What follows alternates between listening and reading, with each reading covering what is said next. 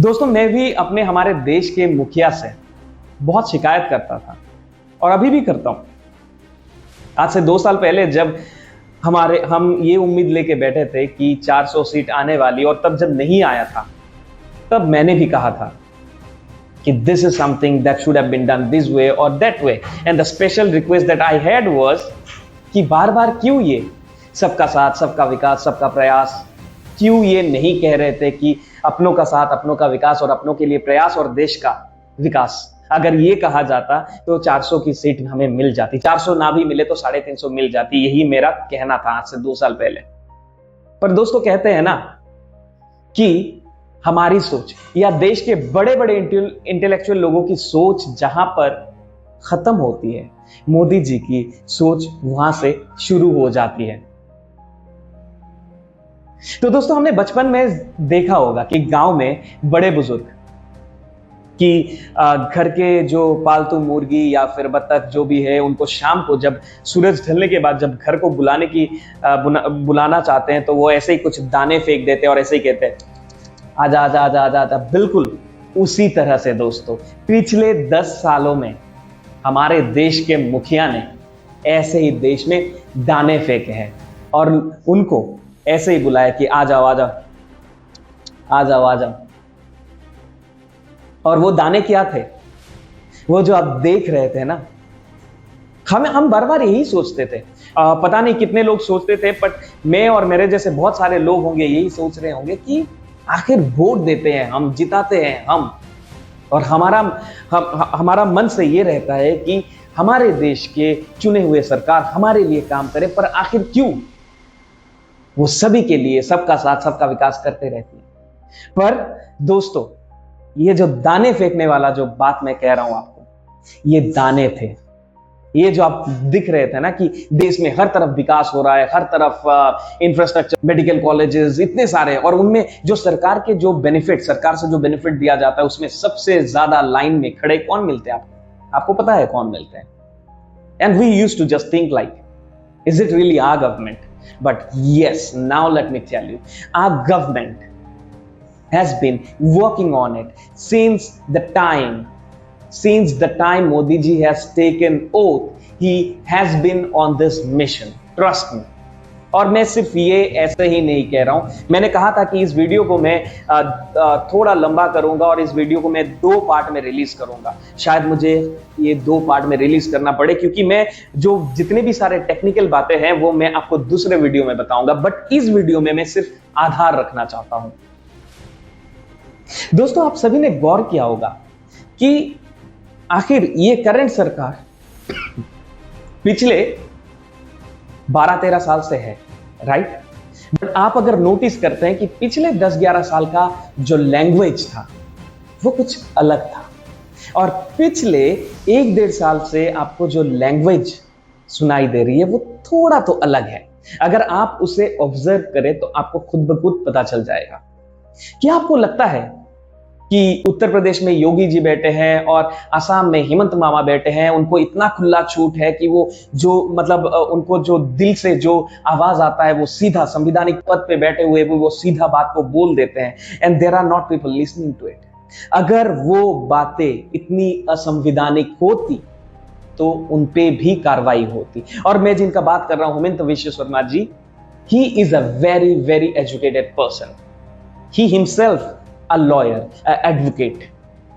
क्या उनको कानूनी दावपेच नहीं पता? अगर वो कुछ बोल रहे होते तो उनको नहीं पता कि अगला आके उसमें उनके ऊपर केस ठोक सकता है, उन पे मामला दर्ज हो सकता है। But see the way he speaks. मैं तो असम का कॉन्टेक्स्ट में वो बात बोले थे।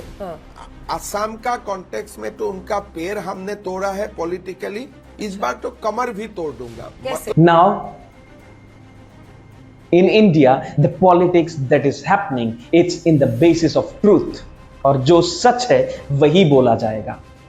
और आप सभी से गुजारिश है कि सच के साथ में रहिए, and tell your children, don't make your children a secular children, make them a true children, the kids who speak truth. दोस्तों, मैंने ये कहा था कि उन्होंने दाने फेंके, तो वो दाने क्या थे? अगर आप जो देख रहे थे ना कि इतने सारे आसाम में भी हम कभी कभार सोचते थे कि गवर्नमेंट तो हमने बनाई है, पर हमारे जो मामा है इतने नौकरियां बांट रहे हैं, हर तरफ टीचर की नौकरी, पुलिस की नौकरी बांटते ही जा रहे। But there is no partiality, it is being distributed, it is being given to all the people equally. But yes, and not only this, आपने कोरोना के टाइम में देखा होगा कि 1.5-2 साल बैठ के सबको 80 से ज्यादा करोड़ लोगों को घर में बैठकर राशन मिला। तो ये सारे वो दाने थे दोस्तों, अगर उनको वो दाना नहीं दिया जाता तो वो आके पिंजरे में फंसते नहीं। And this is what happening, कि ये जो पिछले 10-12 सालों से आपने देखा है ना कि फ्री में राशन, फ्री में गैस, फ्री में सिलेंडर, फ्री में बाथरूम, लैट्रिन, और फिर और क्या क्या नहीं, मैं क्या ही बोलूंगा। I do not have a list, I am just talking to you directly in front of the camera and I do not have a list to look at, but आपको याद ही होगा कितना कुछ इस देश को मिला है, इस देश के लोगों को मिला है और देश के लोगों में बांटा गया है। ये ले लो, वो ले लो, वो सब कुछ लेने के लिए आ रहे थे, but at the same time their documents were being collected. वो फ्री के चक्कर में अपने सारे डॉक्यूमेंट दे बैठे। हमें तो उससे कोई एतराज नहीं है। हम डॉक्यूमेंट, ये हमारा डॉक्यूमेंट, हमारा देश का डॉक्यूमेंट है, हम इस देश के हैं, हम कौन मांगेगा? हमारे देश के गवर्नमेंट को 100 बार मांगो, हम अपना डॉक्यूमेंट देंगे, बट वो नहीं देते। उनको अगर कहा जाता कि तुम्हारे कुछ वेरिफिकेशन के लिए है, they would have hidden it. But जहां पर बात आई कि फ्रीबीज, वो जो दाने, उन दानों के लिए उन्होंने अपना सारा डॉक्यूमेंट सामने रख दिया। आपने देखा होगा, चलिए मैं आपको दिखाता हूं। आप ये लोगों को तो जानते ही होंगे। क्या आपको लग नहीं रहा कि पिछले कुछ 6-7 महीनों में उनका जो सुर है कुछ बदला सा लग रहा है? चलिए थोड़ा क्लिप्स का आनंद उठा लीजिए। पहले जितने भी भारतीय मुसलमान हैं वो सब एक्स हिंदू हैं। क्या हैं? एक्स हिंदू। मुसलमान शराबी भी है, मुसलमान गुंडा भी है, मुसलमान माफिया भी है, मुसलमान तस्कर भी है, मुसलमान देशद्रोही भी है, मुसलमान आतंकवादी भी हो सकता। आप समझ रहे हैं कि नहीं? पहले तो बचने के बहुत रास्ते थे। क्या होता था कि अगर मर्डर करके कोई मुसलमान लड़का थाने में आ गया तो नेता का फ़ोन पहुंच जाता, अरे इसको छोड़ दो, ये हमारा आदमी है। अब वो बाहर निकल के एक और मर्डर करता था, एक और करता था, यानी वो कातिल बन जाता था, बदमाश बन जाता था, क्योंकि पीछे उसको बैक थी। आज तो सीधा इनकाउंटर है। कौन करेगा भाई? किसको अपनी ज़िंदगी प्यारी नहीं है? अब चलिए, सिर्फ इनका नहीं है, मैं आपको दिखाता हूं। हमारे जो लोकल के कुछ मंत्री या फिर एमएलएस जो है, not only in because I'm going to give you a reference for Assam, but it's not only in Assam, it's everywhere in India, जो आज से 10 साल पहले भी एमएलए या फिर एमपी हुआ करते थे और पिछले 1.5-2 सालों से भी है, वो पहले 10 सालों में जो भाषा का वो प्रयोग करते थे आज नहीं कर रहे। आज पिछले 1-1.5 सालों से उनका जो भाषा है वो अलग है। Even if they were in BJP, but still they used to hide a lot of things, but now they are playing an open game. सुन लीजिए, दो मैं क्लिप सेट करता हूं। মহিলাদেরকে যখন তখন আপনারা ডিভোর্স দিয়ে দেবেন, 4টা বিয়ে করে নেবেন, অ্যাডপশনের কোনো পলিসি থাকবে না। আপনার শরীয়তে আপনাদেরকে শার্ট প্যান্ট পরতে মানা করেছে, এআই মোবাইল দেখতে মানা করেছে, অনেক জিনিসগুলো মানা করেছে ইসলামে, কিন্তু তারপরেও তো করছে। আজকের দিনে এটা প্রমাণ হয়েছে যে কংগ্রেস একটা মিয়ার দল। ডক্টর হিমন্ত বিশ্ব শর্মা মহাশয় যতদিন আছেন আসামের মুখ্যমন্ত্রী, মিয়া বাইরাতে আসাম যেতে দেব না। क्या आपको लग नहीं रहा कि पिछले टर्म्स में उनका लैंग्वेज ऐसा नहीं था? The reason is now the whole planning. Modi ji का जो वो मिशन था पिछले 10-12 साल पहले उन्होंने जो शुरू किया था, वो मिशन अब लगभग उसके अंजाम की तरफ पहुंच चुका है। पहले ये बंगाल का या फिर देश के कुछ कोने का आप ये क्लिप देख लीजिए।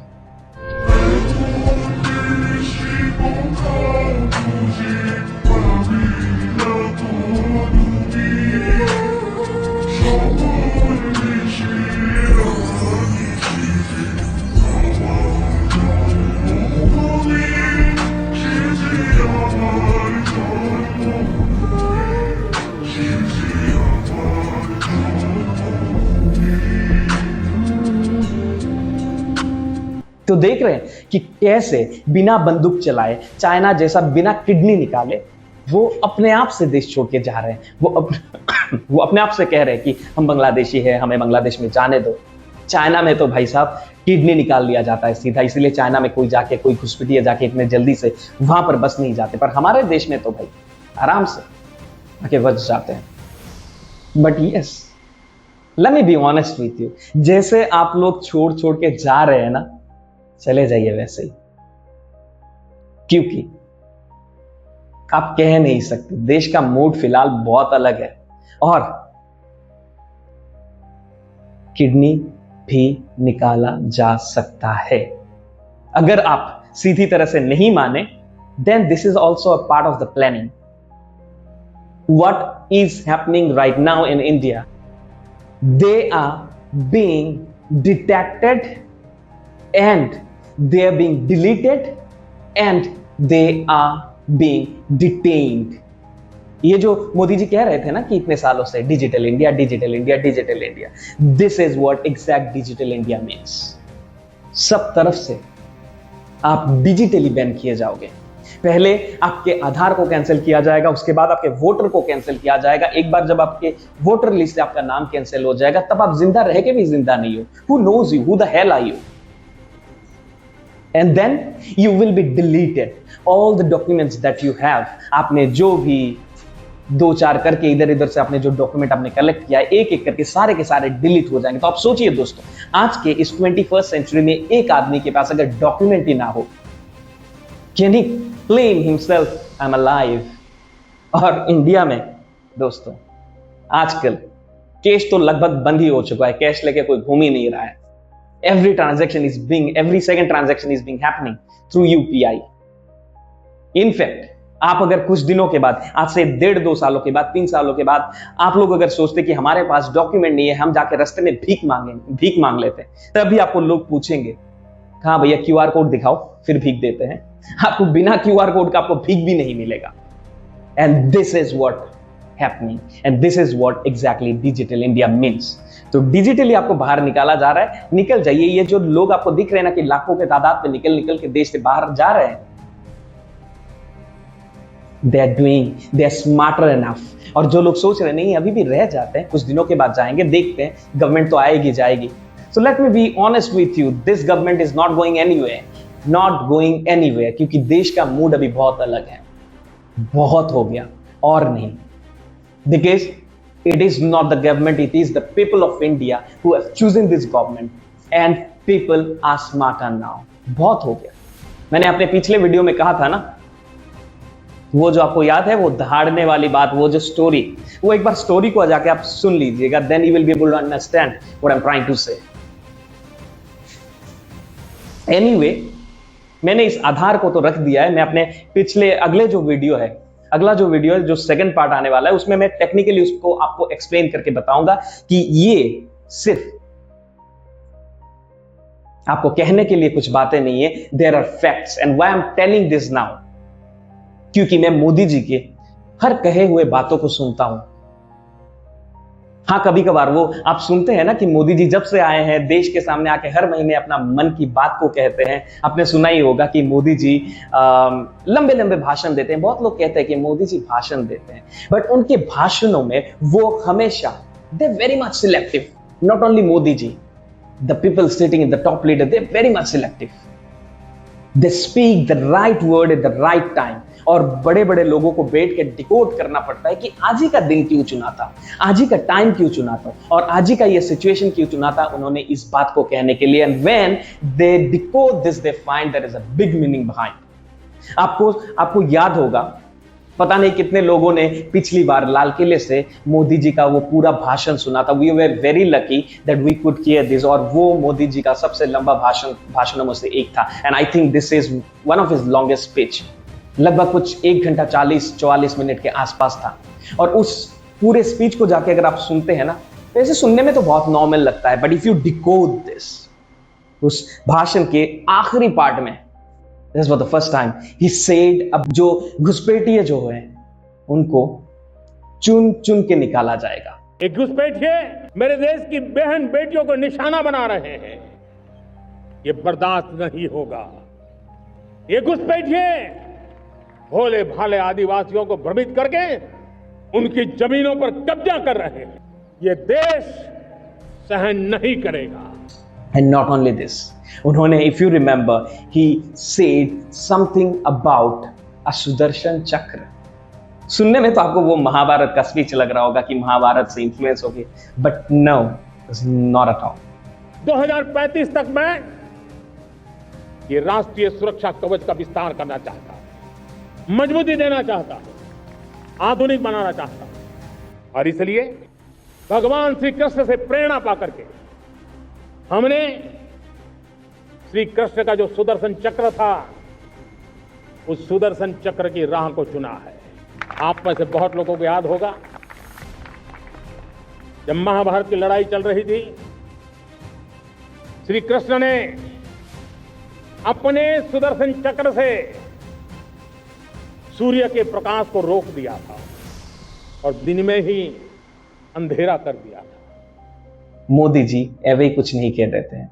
There is a big reason behind it. और इस बार जब उन्होंने कहा था ना कि एक एक घुसपैठियों को निकाला जाएगा, उसके बाद से आप देख रहे हैं देश के अलग अलग जो मुख्यमंत्री है, अलग अलग जो मंत्री वगैरह है, how they are behaving like.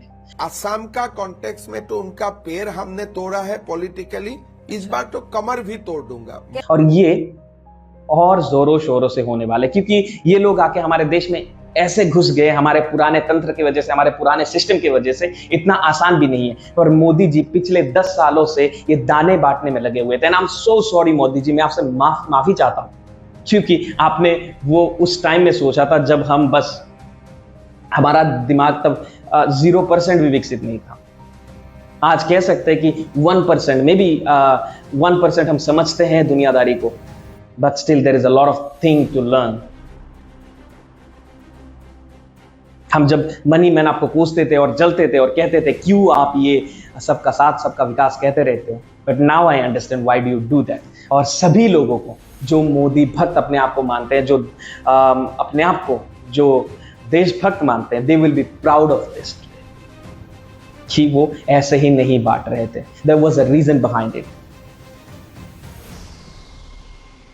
तो वो जो सुदर्शन चक्र का बात जो मोदी जी ने वहां से कहा था कि we are going to secure our country digitally, और वो प्रेरणा उन्होंने लिया था सुदर्शन चक्र से। So yes, India in the process of creating these layers of security. We will discuss about all these things, all this technicality. But आपको बस इतना ही कहना चाहता हूं कि अभी भी समय है, सुधर जाओ, अभी भी समय है, भाग जाओ, because the moment the system will come after you, then don't take me wrong, kidney भी निकाला जा सकता है। There is chances, yes. और एक बात आपको जाते जाते याद दिलाना चाहता हूं, मोदी जी ने अपने उस दिन के भाषण में कहा था कि यही समय है और सही समय है। समय को मोड़ देने का भी यही समय है, सही समय है। उन्होंने कहा था कि यही समय है और सही समय है। This is the reason. Now in India you see the environment are changing. You see in India things are not like before. So Vande Mataram, जय हिंद। जिनको समझ आया है तो बहुत बढ़िया है, जिनको समझ अभी भी नहीं आ रहा है समझ जाओ। और yes, as I said, part 2 मैं पॉइंट्स लेके बैठूंगा और आपको एक एक पॉइंट समझाऊंगा कि आज का ये जो मैं बात कर रहा हूं वो सिर्फ ऐसे हवा में तुक्का नहीं है, क्योंकि there is a reason behind it and everything is being calculated. Thank you so much. Vande Mataram, जय हिंद, जय Bajrangbali. Sunshine India from Northeast to the nation, one mission, one vision.